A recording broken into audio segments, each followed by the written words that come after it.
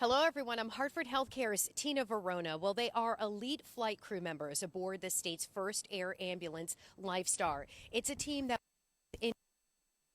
in crisis situations with one mission, and that is to save lives and making what they do every single day remarkable. That's why we are so happy to be coming to you live from the Hartford Hospital helipad, one of the hangars for Lifestar. Joining us for a very special and candid conversation, we are joined by an entire crew here from Lifestar.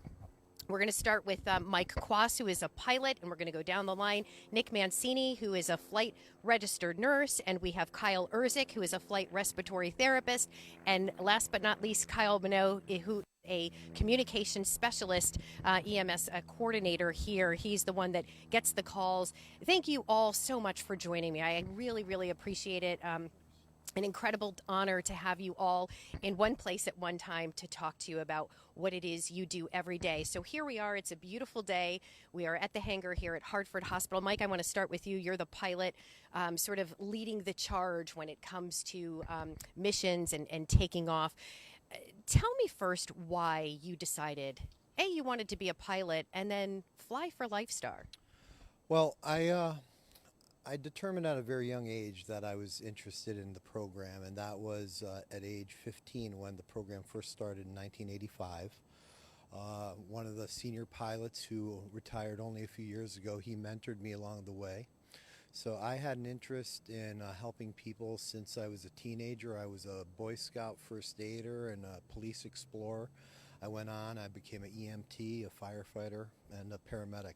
I happen to be the only pilot that has that medical background, and it's certainly not something that the pilot needs. And some can almost argue that it's better that the pilot doesn't have that background so it doesn't cloud any judgment issues, but certainly something that hasn't been a problem. But I knew early on that I wanted to do it, and you can become a pilot in the United States two ways, either through the military or civilly. I did it through flight school in Ellington, Connecticut, one of the larger helicopter flight schools in the United States, actually, Northeast Helicopters. And after I got my credentials, I flew in the New York City market for a while, doing tours and charter to build some flight time. I went to Alaska, flew there for a year. And then when I returned to upstate New York, also flying for Air Methods. That's who employs the pilots. We operate with a vendor arrangement to Hartford Hospital, but we're all Lifestar when we operate together on the aircraft. How long have you been flying for Lifestar? I'm going into my 7th year. Okay. And now, Nick, you are a registered nurse aboard Lifestar. Why did you decide, to A, become a nurse and then to be on Lifestar? It's completely different. It is. There's a lot of different ways. The first thing was actually in high school. I took an EMT class, and we were doing, a lot of cool stuff. And, sometimes, I want to do a little bit more. How can I do a little bit more? And I talked to some classmates, and they were going to nursing school, and they wanted to. And that was kind of where I went. I graduated high school and right into nursing school. And first job out of school was here at Hartford Hospital, and I've been here 18 years. And being in-house here, obviously you hear the helicopter every day, and you talk to the crews, and I kind of knew early on here, I was like, this is something I want to do, I think, and talking to the crews, it definitely was an interest of mine, and being in the ICU, going to the ICU was like, okay, let's try to get ourselves this experience we need to get there, and then you kind of see it coming closer and closer, and it's like, wow, this is attainable, so went ahead and, with the help of some of the crew members, applied, and, here I am, going on 9 years flying. Good for you. Okay, Kyle Erzik, flight respiratory therapist. Kyle, what made you decide to become a flight respiratory therapist and join the crew of Lifestar? When I was 14 years old, me and my brother heard a loud crash outside of our house, and we both went outside and saw a car accident. And we watched the first responders there, helping the people out in the car, and probably about 12 minutes after the car accident, we heard a helicopter approaching, and it was Lifestar, and it landed right at the end of our driveway. And so I'd say ever since then, I've always wanted to do this. So I became a EMT when I was 16, a paramedic when I was 18, and I worked for a few years as a street paramedic in Waterbury prior to becoming a respiratory therapist. After that, I became a respiratory therapist at about 21, 22, worked for about 5 years in the ICU here at Hartford Hospital, and then I transferred to Lifestar, and I've been here for about 7 years now. Okay, and then we have Kyle Minot. You are a communications specialist, sort of in dispatch, and you get all the calls that come in. This job that made you decide that you wanted to be involved?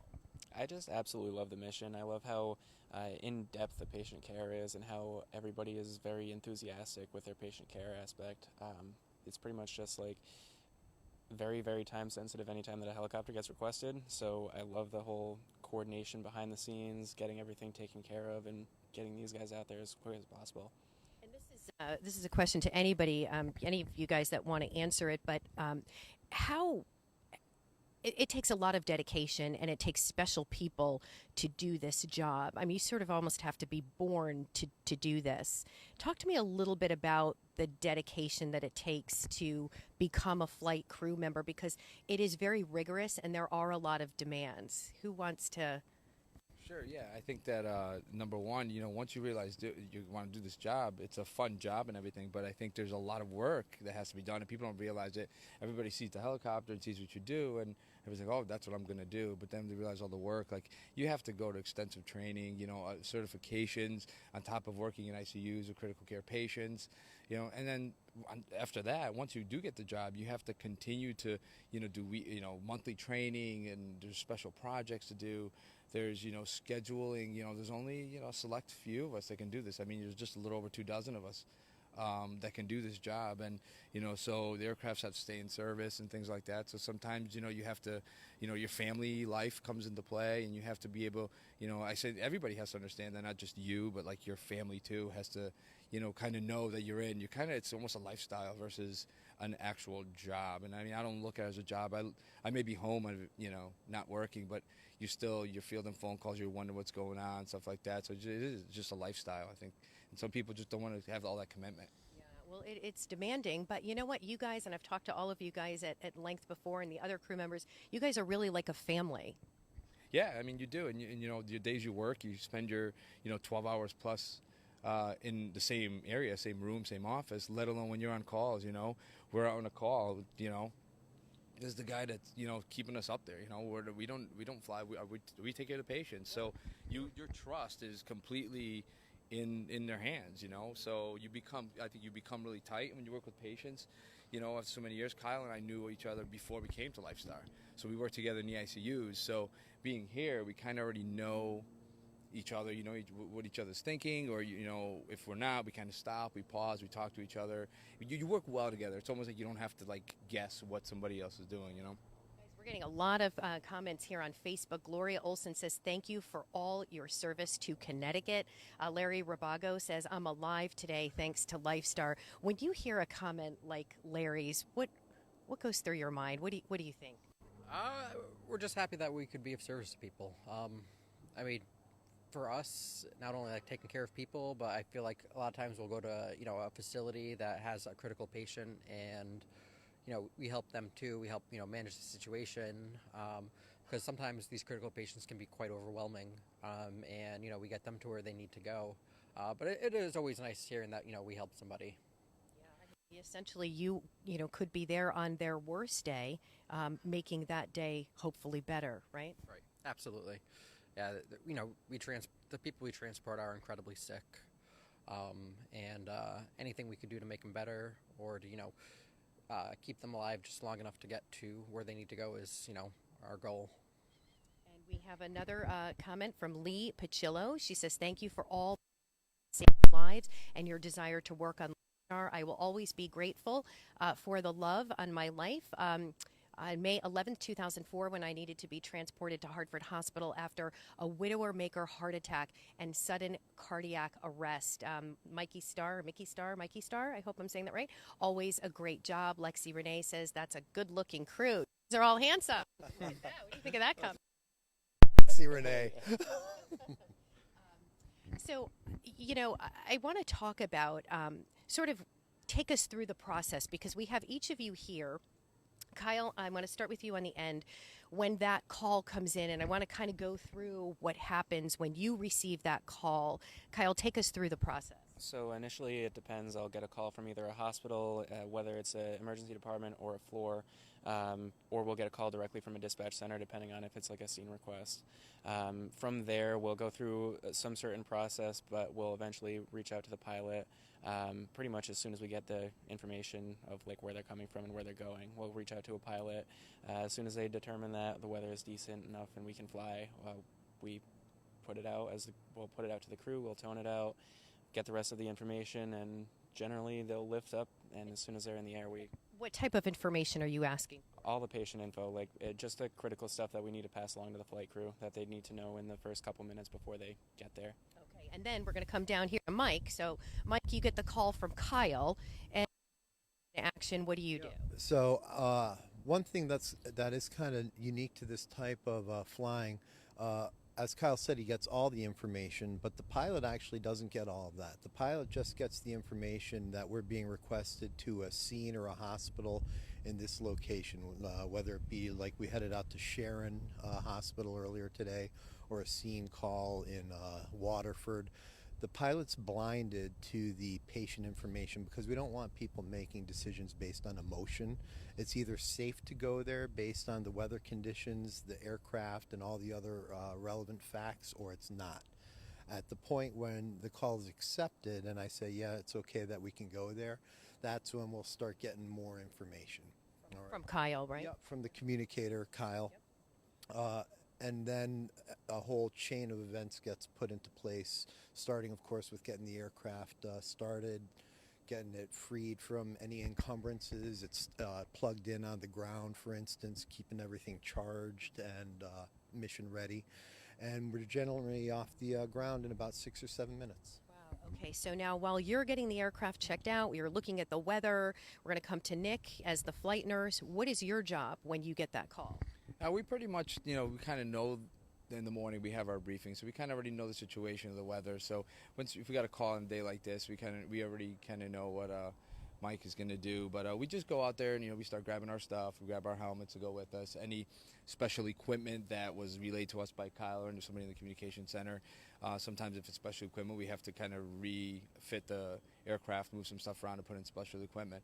And then once that happens, and we go out to the aircraft and we pretty much assist what Mike has done or is going to do. We walk around the aircraft, we look at it, we make sure nothing's out of the norm, all latches are closed, the aircraft is unplugged, all doors are closed, nothing's hanging out of them, nothing on the ground, anything that could be catastrophic or can cause damage to the aircraft or to us or anything like that. And then once that happens, then we pretty much let Mike do his job until we're in the air. Once we lift and get into the air, that's when we get all our patient pertinence that Kyle and his crew has gotten for us, all our patient age information, weight, stuff like that, just so we kind of calculate drugs. And then pretty much out there, it's Kyle and I, my partner and I, or whether it be Kyle today, we just have conversations about what we're going out to, to get, whether it's a scene, whether it's in a facility, what our plan of treatment is going to be, and what kind of medications, for example, we want to use, or how we want to go about it. And then we just do calculations, and you see, like Kyle has some tape there, but, we kind of just do some quick calculations on us and just kind of when we get to that bedside, we're ready to walk into the worst, and if it's not the worst, then great, then we don't need the information we went through, but that's kind of prepares us that way. We have another great comment from Steve Daggett. He says, I've worked with Lifestar crew as a fireman and an incident commander, and I have to say this team is everything and more as professionals. Thank you for your dedication and your service. What a nice compliment. Yeah, thank you, Steve. Jason Myjack says, thank you for all you do. Our flying angels fly safe. You often hear that. Thank you for wonderful comments. You often hear that that Lifestar crew members are referred to as flying angels or heroes. How do you respond to that when you hear that? I don't know. I guess I've never really thought about it. It's, a job that I love doing, and, I really enjoy taking care of patients and, critically ill people. It's something that I'm good at. So I think other than that, I don't really think about it. Yeah, and in terms of, you guys are all together on these calls, like we said, you're like a family. You're going to stressful situations on some of these calls and very emotional situations. I'm curious to know, how do you separate that? How do you deal with the emotions and maybe even lean on each other? Yeah, that's actually one of the biggest things. What's kind of funny is the big thing when you're there in the situation. Um, I think you have the conversation on the way there, and that kind of you kind of prepare the big thing, and then getting there. Sometimes we actually bring the calm. It might be very hectic and chaotic. We bring that calm, and the way I kind of do it, I almost blind myself to everything else. I try to like shut my brain off of extra thoughts, um, and things like that, and just focus on the person in front of you to get them to the place in. And they have friends that want them to be home. I mean, as silly as that may sound, a cliche, you want them. I'm not worried about my things right now. But later on is kind of when it does hit you, and you kind of have to, I don't dehumanize yourself, but you go home, and my big thing is I use my family. It kind of bounce things off and just talk about my day. Just talking about my day sometimes kind of helps take that stress away and that relief away.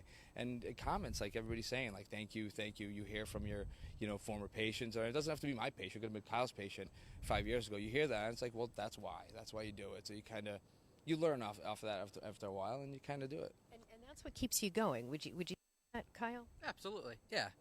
We the thing is, like, I think everyone at Lifestar loves this job, and we love what we can do for patients and the community, and we're just happy to provide that service to everybody. And it is something, it's pretty incredible, and I've seen you guys be dispatched on calls, and it's literally like it's such a well orchestrated event. I mean, you guys know your jobs, you know what you have to do, and there's not a lot of communication that happens. No, there really isn't. I think that at first there is, and it is nice to have communication. But our communication happens, in the morning and before we get these calls. We communicate. We know what each other's doing. We know things that are going to be happening, things we need to look for. And yeah, there's very little. It is like almost like an orchestrated, event. And if there is something we see out of the norm, of course, we talk to each other. But yeah, everybody knows their place. Everybody knows what we got to look for. And that's one of the things for safety for us is, if you see something out of the norm or something, just like, see something, say something, we do. Even if as silly as it may be, that's kind of when the communication happens. But otherwise, yeah, I mean, we all know our place. We know we don't want to delay, but we also want to do it safely. So we go about our safety stuff first, and then we go on to our patient care. And it does. I mean, there's not a lot that needs to happen. It's kind of... It really is. It's fascinating to watch. And Mike, you're the one that's making sure that the weather's okay to fly. But it was interesting. You were saying earlier that any of the crew members, even if you're up in the air, if they feel uncomfortable, you turn around. Yeah, so we do have, the concept is 3 and even 4, including the communicator, have to, agree to go, and then 1 to say no. So obviously the pilot isn't the end-all be-all with all experience, and you could never be wrong. So we take input from others, and if there's a reason that someone's uncomfortable or something doesn't seem right, we'll talk about it, and if we have to abort, we will. And about how many flights is Lifestar doing a year? Do you know that? And is it transports versus car accident? 1,900. A year. Yep, and then 70% of our are interfacility, and 30% of our flights are the scene calls. I want to take a moment now to kind of everybody inside Lifestar. One of I think go into this one, right? And show us kind of what's on board. Mike, let's kind of start with you, sort of in the cockpit area here. Yeah, this is Lifestar 2. It's our newest aircraft. It's less than a year old. It's EC-145. It's a twin-engine helicopter made in Germany. It's one of the nicer Cadillacs, so to speak, of helicopter air ambulances. And now, typically, obviously, you're up here. Is there anybody next to you? So on the outbound leg, when we're going out to get the patient, generally the respiratory therapist, but also sometimes the nurse be next to us. They'll assist us with the radios, the GPSs, and any other stuff that the pilot would ask them to do. All right. Obviously, they're taking care of the patient on the leg back to the hospital, but on the outbound leg, they will ride up front with us. And what is What's the weight capacity, weight limit on board the aircraft? Well, the aircraft can leave the ground at about, well, it's in kilograms, 3,500. So, but patient-wise, we can take up to a 400-pound patient without any issue. Of 400 pounds, we do have to, generally it'll work, and we do have space restriction. So even though we can take the weight, to the space constriction of the aircraft, we might not be able to take the person if they're very stout. All right, but obviously it's based on limitations of the aircraft, and other than weather and mechanical limitations, the aircraft is available to all the folks that call us. All right. And Nick, we're going to move back here now. This is your area, right? Yeah, this is, so I don't know if you want to peek in there or walk in there, or I kind of sneak to the side. But this is our patient carrier essentially. So one of us sits usually in this chair, the other one sits in the other chair over there, kind of alongside the patient. The person that sits here is in the airway seat, so we have any airway issues or things that we need to improve on airway wise. This is your best way, to do it here at this seat because ahead. The stretcher sits right there. There's a couple bags there. We have our medical equipment in one. We have our airway equipment in the other, and then our monitor. We have a ventilator on this wall, and it goes around. You go around the back, you can see a little bit more. We have some pumps for IV medication, IV infusions. So pretty much this is set up like the ER / ICU. I was going to say, this is like a flying intensive care Exactly unit. what it is. It's a combination of an ICU room and an ER room per se, between the equipment we have in our bags and stuff like that. And recently, as a matter of a few years ago, you started carrying blood on board. Talk to us about that. Yeah, so we also carry 2 units of O-negative blood, so the universal donor, everybody knows it as. We were one of the first around to carry that, and it's come in handy. I don't even know how many times. Going from specifically getting requested to a scene of somebody that requires blood right there at the scene to using it in flight. We use it a lot, and it has really been life-saving. I mean, when you need to give somebody blood and you're thinking about it and you don't have it, it was really something. And now it's kind of nice to just reach around behind you and you have it. Now, once you respond to the call and the patient has been loaded into the aircraft, what takes place at this point? And what if they're unresponsive and they have airway, we're controlling their airway, we have mechanical ventilation going on. We at first and foremost can make sure that airway is okay, and nothing's dislodged. We attach them to a ventilator, and then from here on, depending on our vital signs, blood pressures and heart rate and stuff like that, we're different types of medication. We're figuring out, just having a conversation of where to go next. If they don't have an airway, trauma from a scene, and we didn't take care of that airway, or that airway was not needing us to take it over then, but now does, we'll go ahead and one of us administers medication at the IV sites while the other one prepares all the airway stuff, and we do what's called an intubation. We intubate the patient here in the aircraft while we're in the air. We try to do that. Number one, it's time, but number two, sometimes we're used to doing that, and less people. It turns out it sounds hectic, but it really is. It's not as bad. And then once we do that, then we follow up from there, whether we got to give medications for sedation, pain medication, and stuff like that. So anything that can happen. I mean, sometimes we have to put tubes in people in people's chests, and we have to there's people here lung collapse. And we have to re-expand their lungs, so we'll do that. We'll put needles into people's chest. I mean, we do small procedures back here with lines and stuff like that for IVs. So there's a lot that can happen. And, for us, most of our patient legs, I mean, Kyle could probably agree, is 15, 20 minutes at most that we have a patient for. That's what I'm saying. I mean, you're providing so much patient care in such a short amount of time. Yeah, a lot of it is we both have the same end goal in mind, so we both know exactly how we want to treat the patient, and a lot of that is nonverbal communication. So, we both have, for a lot of patients, since we have so much experience, we know how we want to treat the patient. So, like, let's say if they have a head injury, we're going to do, X, Y, and Z. If this happens, we're going to have another treatment plan for that. Same thing with trauma patients and medical patients is we already have a pathway that we know we're going to follow, and then we have pathways along. We have detours that we'll follow also to treat the patients. And, you know, my style is different from Nick's.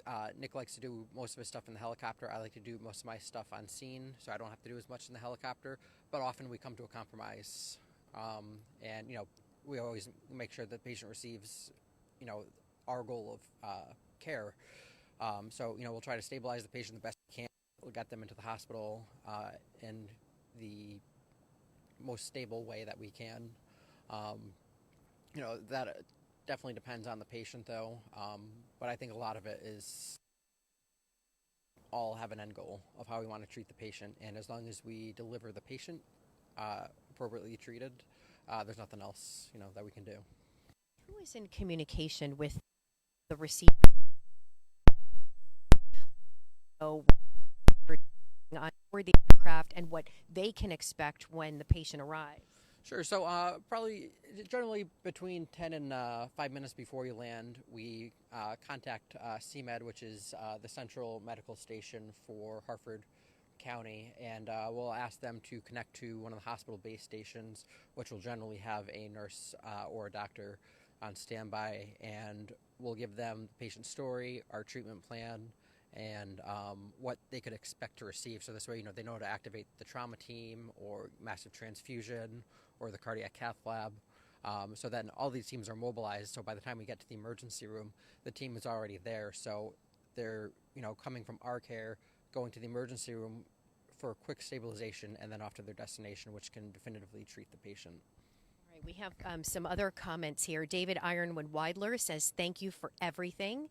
Brian Wilson has a question. How many EMTs are in the helicopter? Brian, thanks for that question. Who wants to answer that? We're both flight crew are paramedics, so we're the step above what an EMT is, and it's a significant amount of training, but we're both paramedics. And Brian Wilson says, hey, do you guys know Heather? I think you guys know Heather, right? I've heard the name once or twice. We've heard of her. Once or twice. All right. All right. Heather is here. She is here with us. Second time we've been asked about Heather, a very popular girl. Another question about Heather. We should have had Heather do this today, right? Where is she? Heather, she's over there. Heather's waving over there. There's Heather for all you guys. All right. You are actually, yeah, we're going to see if we can get Heather out here. We're going to have Heather come out here since she's so popular. What is it that I guess keeps you guys coming back? Because I would imagine the demands and the stresses of the job can lead to burnout, right? Yeah, I mean, how do you guys deal with that? I think for me is knowing when you have successful patient outcomes, whether it's us, but, you know, we're just a part in the care that these people get. You know, our patients get care from get touched by many different hands, get seen by many different doctors. So, you know, we're a small part of that care that that they get. So them, you know, having a response in the end, like, you know, like right now, you know, patients that we've transported, and or them coming back and seeing us and saying, hey, thanks, you know, and they remembered you, or they know of you, you know, that's the kind of stuff that keeps you coming back. I think knowing the success that people have and that you actually helped, you know. I was going to say, you make a difference in, I mean, just in the comments that we're receiving and the impact that you have in so many people's lives. It's just incredible. It really is. And I think for somebody like a layperson like myself, it really is remarkable to talk to you guys and to see what it is that you do and to see firsthand. It really, really is incredible. Is there anything you'd want to say to somebody out there? You know, Kyle, kind of like you, when you saw LifeStar landing, that was sort of a pivotal moment for you and you wanted to join LifeStar. If there's somebody out there that is, wow, that's really cool, I would love to do this, what do you say to somebody who might be interested? So you just got to stay motivated. You know, there were several times where, you know, life just happened, and, you know, even though I wanted this to be my goal, it wasn't achievable at that moment in time. But just staying motivated is what got me through it. And you have Heather here. Heather, come on over here and say hi. You've been asked a few times, so we wanted Heather to say Thank you so much for joining Facebook Live. We appreciate it. Heather, you love doing this, I know. I'm sorry to put you on the spot, but you have been requested, so we wanted to. Heather, how long have you been with LifeStar? About 13 years. About 13 years. As a flight nurse. As a flight nurse, yep, and now nurse director. I love what I do, and I wouldn't change it for the world. It's the same sentiment, with all of with you, Heather, with the crew, but you guys do love what you do. Brian Wilson, I think we have oh, Heather, popular girl. We had a second request for Bill. Say hi to Heather and Bill. Bill is we have another crew member here. Bill, thank you for joining us. Bill's right here. Now, Bill, congratulations, because you are a very new member to the LifeStar team. So tell me about what this has been like so far. It's been an amazing experience. I've been here for about 6 months or so, and I mean, it's about 6 years in the making trying to get here, so I feel very privileged and honored to be here. Well, congratulations. It's an incredible accomplishment because, we did a story with you guys to kind of go through some of the training. It's pretty intense training to get to this level. It is. It's not easy, but, throughout the years of working in the hospital and the things you do prior to getting here kind of prepares you. But, yeah, the training is very intensive, but it's what you need to be able to work here. How does it feel now that you've worked many years to attain this goal, to get to this goal? How does it feel? Well, like I said, I feel very fortunate. I mean, we have an amazing crew here, and the abilities that we have to change people's lives and what we do is it's, like I said, it's very much a privilege. Absolutely rewarding, and here's why. Frida Rogers Shaw says, "I am thankful for the crew saving my son's life in August." Those comments that's priceless. It is. We see a lot of terrible things, but I think the great thing is the good things that we see afterwards.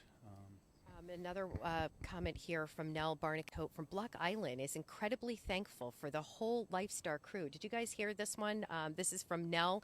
Block Island is incredibly thankful for the entire LifeStar crew. You guys do go to Block Island. Yeah, this aircraft, actually, LifeStar 2 out of Bacchus Hospital in Norwich, is the primary aircraft to service Block Island. And we make it there, I'd say, almost once or twice a week, especially in the summer. Obviously off season, not nearly as much, but if they need to get someone urgently off the island, they use LifeStar. Now tell us about the helipad. So we, of course, are here at Hartford Hospital, but there are other helipads where you guys... So all of the Hartford healthcare facilities have helipads to accept the aircraft. It's a helicopter, so we don't need a helipad. Obviously, we can land on the highway, we'll land at a secondary road or a ball field, but for the purposes of at the hospital, the reason we have helipads is they're lit very correctly. In the case of New Britain and Mid-State, they're actually heated, so no snow removal operations are needed. All right, and in order for guests, someone outside of the system coming from New York or Boston or whatever, they're going to find us the easiest when the helipad is appropriately designed and marked and lit, especially at night. And Mike, who makes the decision when you're going to a scene on where to land, whether it's a ball field? Are you looking up that information before, or is it emergency personnel on the ground? So as a rule, the authority, because the ultimate responsibility if something happens does rest with the pilot. However, the first responders, they have worked with us, and we provide outreach education, so they have an idea of what we can and can't land in, and they'll also sometimes request us to land right at the scene or at a ball field, or some communities will have pre-designated spots, like they'll know behind Firehouse 1 is a good field and that kind of thing. We can also pick a spot that looks appropriate, like on the interstate. It's pretty easy. It looks like a clear area behind the accident, so to speak, if the highway's shut down. And how quickly does that happen in terms of shutting a highway down to get you guys to land? So as I mentioned before, it takes, obviously there's some reflex time to get us up in the air and stuff like that. So whoever's requested us, they start that process based on their education from the program. We, again, go out to the firehouses and EMS programs and give them outreach education so they understand what's required. But every Hartford healthcare facility does have a helipad, and one of the neat things about LifeStar is we don't only provide services to Hartford healthcare. We go to actually all of New England and New York. All right, so We provide services to any hospital that feels they need to get their patient to a higher level of care, and we also transport that patient to the most appropriate facility, and that's really a medical decision on how that's done. But it's certainly Hartford Healthcare's resource, but it's so well needed and used that other hospitals use it too. I do want to talk about too briefly. You guys are so well connected to the community. If you guys want to stand here in the sun, so we can see a little bit better, you are so well connected to the community. You provide a lot of education to the community. Nick, do you want to talk a little bit about the community support that you receive, but you also are connected so well? Yeah, so a lot of the community, people do know of us and know, certain towns use us a little bit more than others. But yeah, so they request us to go out and say, hey, can you come out and maybe do a small education to our department? And what's been happening a lot lately, which is great, is that not only that one department, but to get the surrounding departments. So within a small area, so you almost get a regional type thing, in that one vicinity in the west or the east, and that's kind of what's been happening more and more, has been growing. And we go out there and we pretty much, give everybody a presentation and just kind of let them know, who we are, get an opportunity to say hi and talk to us in person, how to get us, and a lot of them is new, up-and-coming generations coming up and becoming EMTs and paramedics and firefighters, and we just educate them in when to call us, when's the right time, if they think, this is the issue, when is it right, we teach them where they, we talked about landing zones, all about landing zones, what the accurate measurement is of the landing zone, things to anticipate when we arrive, before we arrive, what they're going to get when they first make that call. Kyle would be the first person they're going to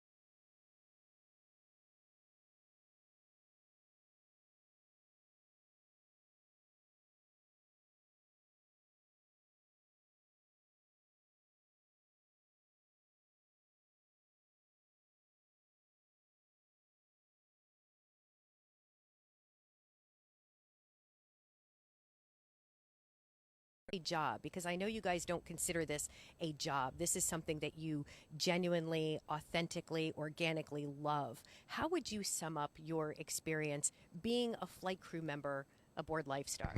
It's the best thing I ever did, and I wouldn't ever hesitate to do it again. And Nick? I mean, to me, I guess it's as silly and simple as it is. It's satisfying. You go home and you feel like you actually did something. You accomplished something. Absolutely. Sure. It was a lifelong goal, and I'm privileged to be here. And Kyle, you're an important part of this team. And it's kind of like the same thing that Nick said. I get the feedback from the crews, and I kind of like to play that huge role in the end game for the patient, like their end care level. Well, we thank all of you, Kyle, Nick, Mike, and Kyle, an entire crew, Heather and Bill, who made a cameo appearance as well. We really, truly appreciate all the work that you do and the remarkable work that you do each and every day. We've seen it with the comments. We know what you guys do. It's completely remarkable, and so able to have you today.